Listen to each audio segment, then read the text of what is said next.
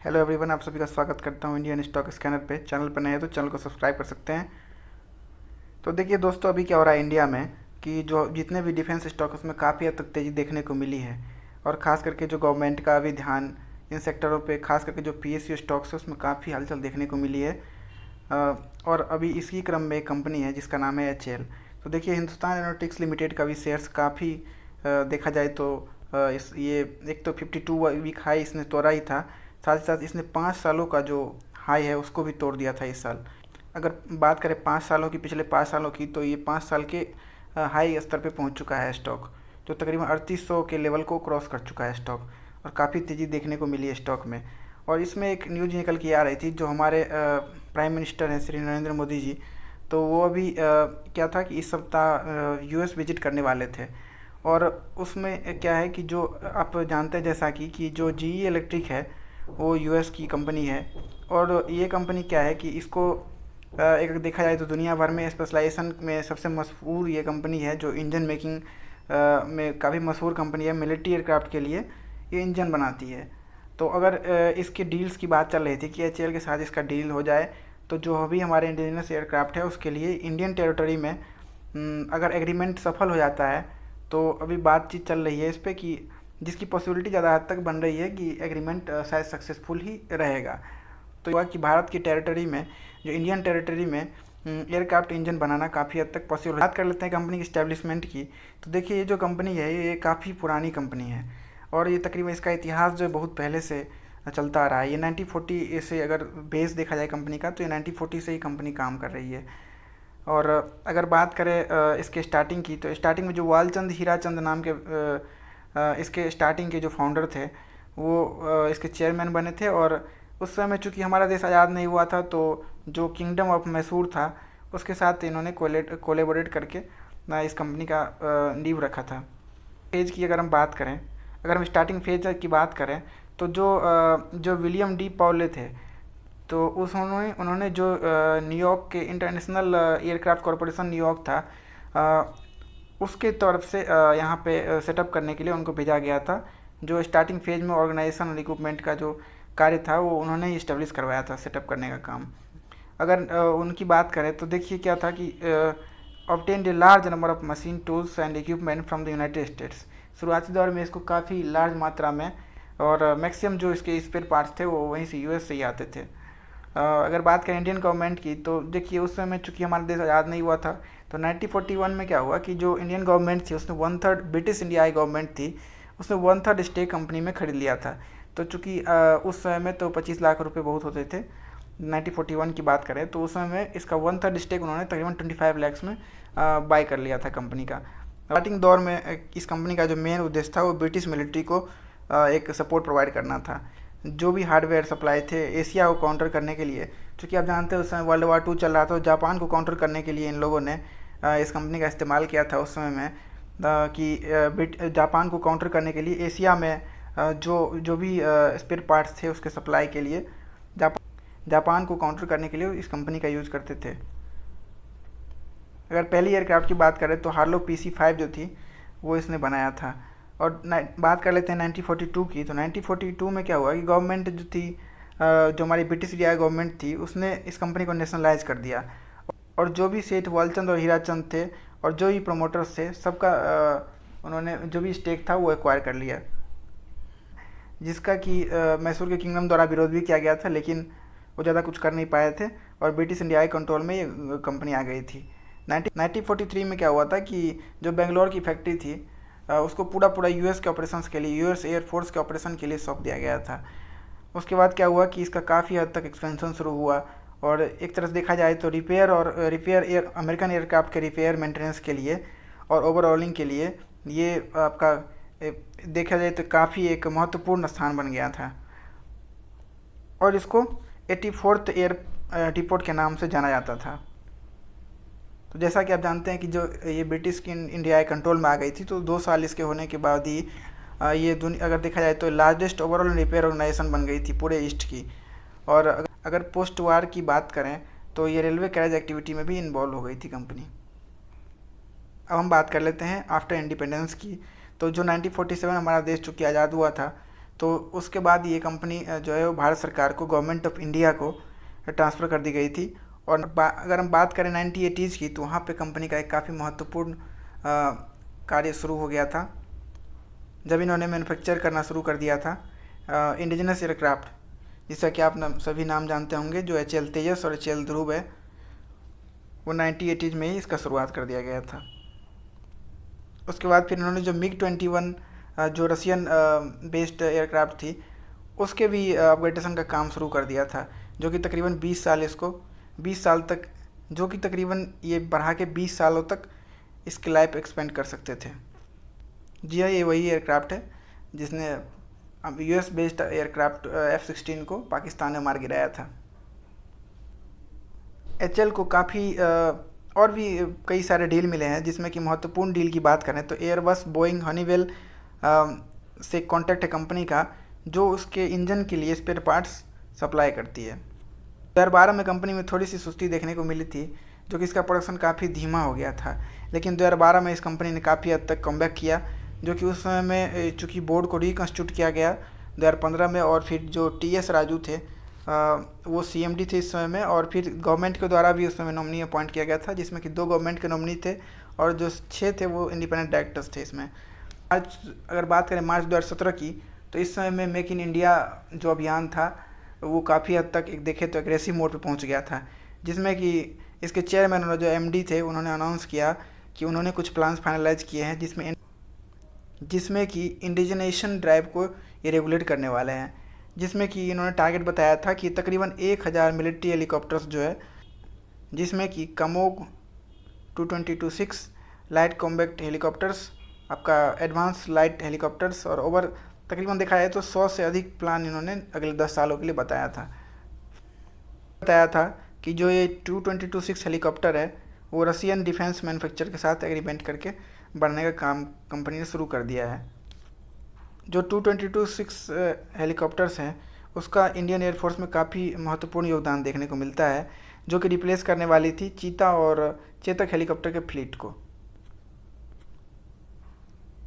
और कंपनी ने भी प्लान बताया था कि तकरीबन अगले 5 सालों में काफ़ी हद तक अपग्रेडेशन पे ध्यान देंगे इंडियन एयरफोर्स का, जिसमें कि चाहे वो फाइटर जेट के फ्लीट्स हो, जिसमें कि आपका Su-30 MKI फाइटर जेट्स है, जगुआर्स हैं, मिराज है, हॉक जेट्स है।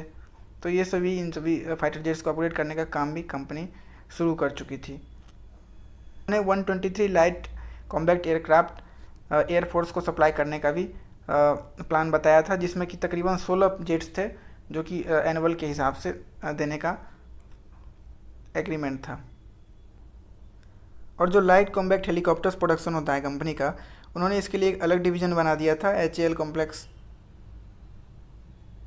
अलग से इसके प्रोडक्शन के लिए बना दिया था। जैसा कि आप जानते हैं कि हमारा मेक इन इंडिया पॉलिसी के तहत जो हमारा डिफेंस एक्सपोर्ट है उसको बढ़ा के $5 बिलियन तक का जो गवर्नमेंट का उद्देश्य है 2025 तक ले जाने का टारगेट रखा गया है। और कुछ लॉजिस्टिक बेसिस पे भी कंपनी का ध्यान है, जो कि इंडोनेशिया, मलेशिया, श्रीलंका, वियतनाम, और जो प्रायोरिटी टारगेट है इनका ये south east Asia, west Asia और नॉर्थ अमेरिकन मार्केट्स को कैप्चर करने का है। इसका सिर्फ HAL का प्रोडक्ट को बनाना उद्देश्य नहीं है, बल्कि इसका उद्देश्य ये भी है कि जो भी country Soviet union made equipment इस्तेमाल कर रहे हैं उसके रिपेयर मेंटेनेंस में भी ये कंपनी काफ़ी हद तक आगे निकल चुकी है। और अगर वर्तमान में बात करें तो जैसा कि अभी हम लोगों ने जाना कि जो ये Indian public sector aerospace and defence company है और इसका हेडक्वार्टर बेंगलोर में है। और तो जैसा कि आप जानते हैं ये 1940 से कंपनी काम कर रही है और एक oldest largest aerospace defence manufacturer के रूप में दुनिया में उभर के आई है कंपनी। और अभी वर्तमान में 2007 से इसको नवरत्न के रूप में भी हम लोग जानते हैं, जो कि इंडिया का लार्जेस्ट DPSU में भी कवर होता है। और अगर बात करें HAL के साइज़ की तो इसका जो रैंकिंग है वो तकरीबन 39वां रैंकिंग है पूरे दुनिया भर में इन टर्म्स ऑफ रेवेन्यू में देखा जाए तो। के तकरीबन 20 प्रोडक्शन आपके डिवीजन्स हैं, 11 R&D सेंटर्स है ऑल ओवर द इंडिया में। और HAL one of the largest aerospace company Asia की बन चुकी है। और आपका इसका अगर हम टर्नओवर की बात करें तो तकरीबन $3 बिलियन से ऊपर जा चुका है कंपनी का टर्नओवर। और तकरीबन 40% से ज़्यादा HAL का जो रेवेन्यू है वो इंटरनेशनल सेल्स से है। मतलब कंपनी का काफ़ी अच्छा एक्सपोर्ट बेस देखने को मिलता है। करंटली अगर इन्वॉल्वमेंट की बात करें कंपनी की मैन्युफैक्चरिंग की, तो ये डिज़ाइन और मैन्युफैक्चरिंग में इन्वॉल्व है। Fighter jets, helicopters, jet engine, avionics, software development, spare supplies में हो, या फिर आपका overhauling and upgradation of Indian military aircraft में हो। अब जिक्र कर लेते हैं कंपनी के कुछ इंटरनेशनल एग्रीमेंट की। तो एक लंबा एग्रीमेंट बेस दिखता है कंपनी का, जिसमें कि आपका बोइंग के लिए भी ये एयरक्राफ्ट पार्ट सप्लाई करती है, और जो टर्बोफैन इंजन्स है वो भी सप्लाई करती है MiG-29K के लिए। और को एक कॉन्ट्रैक्ट मिला है 1000 हनीवेल एयरक्राफ्ट इंजन्स के लिए। ये कुछ कॉन्ट्रैक्ट स्विट्जरलैंड से भी है, जो कि 228 डॉर्नियर आपको यहाँ पे देखने को मिलेगा, मैन्युफैक्चर करने का कॉन्ट्रैक्ट है। और ये एयरक्राफ्ट पार्ट सप्लाई करती है एयरबस 7 को, और कुछ एक्सपोर्ट करती है composite materials Israel aerospace industries को। इसका कुछ जॉइंट रिसर्च भी चल रहा है TPE 331 इंजन्स के लिए हनीवेल के साथ।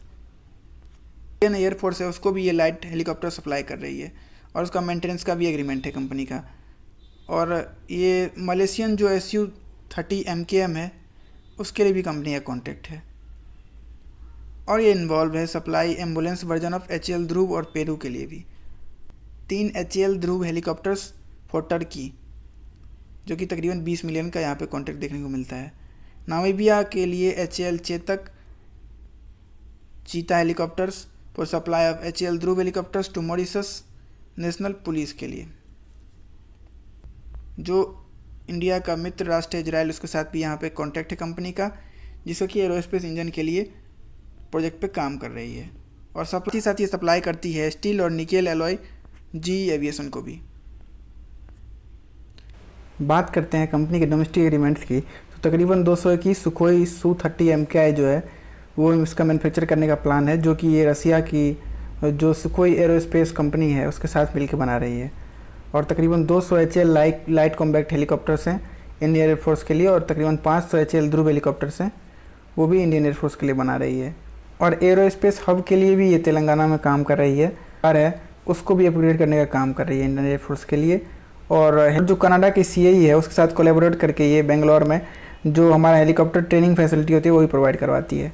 साथ ही ये 64 MiG-29 जो है उसको भी अपग्रेड कर रही है HAL और रसिया के MiG कॉरपोरेशन के प्रोग्राम, दोनों के कोलैबोरेशन के साथ साथ। बात करते हैं कुछ इसके इंडिजिनस निर्माण की, तो देखिए जैसे कि आपके सामने है HAL तेजस हो, या फिर इसने एक अभी रिसेंटली HA-31 बसंत करके एक एग्रीकल्चर एक्टिविटी के लिए भी एयरक्राफ्ट निर्माण किया है कंपनी ने।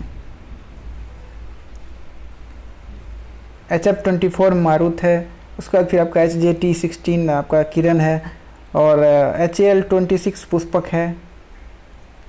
ट्रांसपोर्ट यूटिलिटी एयरक्राफ्ट भी बना रही है, जो कि इसका कोएलिशन है नेशनल एरोस्पेस लेबोरेटरीज के साथ।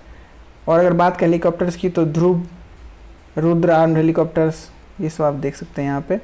इंजन्स की बात करें तो ये कावेरी प्रोटोटाइप टेस्टिंग इंजन है, उस पर भी काम चल रहा है कंपनी का। HAL अजीत F1 है, उसके बाद HAL मेड Su-30 MKI है, देख सकते हैं आप यहाँ पे फोटोज। बात कर लेते हैं कंपनी के फाइनेंशियल्स की, तो रिवेन्यू की अगर हम बात करें, अगर पिछले 2 क्वार्टर के रिवेन्यूज़ की बात करें तो 5,144 करोड़ से लेकर 5,665 करोड़, तो लगभग यहाँ पे देखा जाए तो इम्प्रूवमेंट रहा है 521 करोड़ का।